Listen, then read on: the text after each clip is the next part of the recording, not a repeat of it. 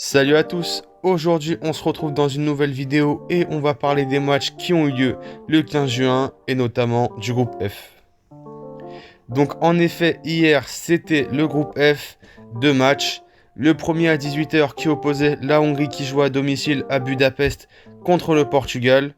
Donc on a vu une Hongrie qui a tout fait pour maintenir le score nul et vierge, qui a passé du coup l'intégralité du match à essayer de maintenir ce score.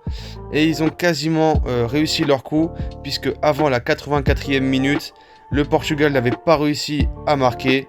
Et c'est par l'intermédiaire de Rafael Guerreiro, le piston gauche de Dortmund, que le Portugal inscrit le premier but. Le centre de Rafa, la reprise. Ce but qui libère donc les Portugais et qui va obliger les Hongrois à prendre plus de risques, ce qui va leur coûter cher puisque une minute plus tard, Renato Sanchez fait la différence au milieu de terrain, il trouve la faille, il fait la passe à Rafa, Rafa est accroché et c'est penalty pour le Portugal. Cristiano Ronaldo. Donc sans surprise, Cristiano Ronaldo marque son deuxième but sur penalty, il devient ainsi le seul joueur à marquer dans 5 euros. Il était déjà du coup avant le match le premier joueur à disputer 5 euros, encore un record pour le Portugais. Comme on dit, jamais 203 puisque quelques minutes plus tard, à la 82e minute, Rafa sert Cristiano Ronaldo et il dribble le gardien et ça fait 3-0. Le Portugal s'impose difficilement mais logiquement dans ce match. Ronaldo remet ce ballon avec Rafa, Ronaldo encore pour le troisième, le doublé. À 21h, c'était le match tant attendu de l'équipe de France qui jouait contre les Allemands à Munich.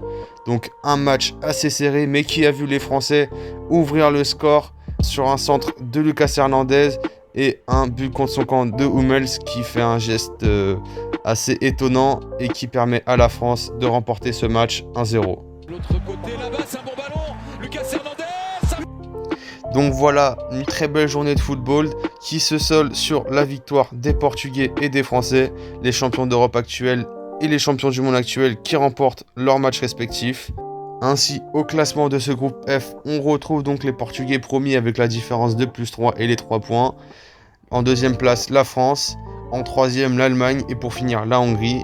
Mais bon, on attend de voir la journée de samedi qui sera une très grosse journée puisqu'on aura Portugal-Allemagne et France-Hongrie, ce qui nous donnera plus de nouvelles sur nos bleus et sur les champions d'Europe actuels.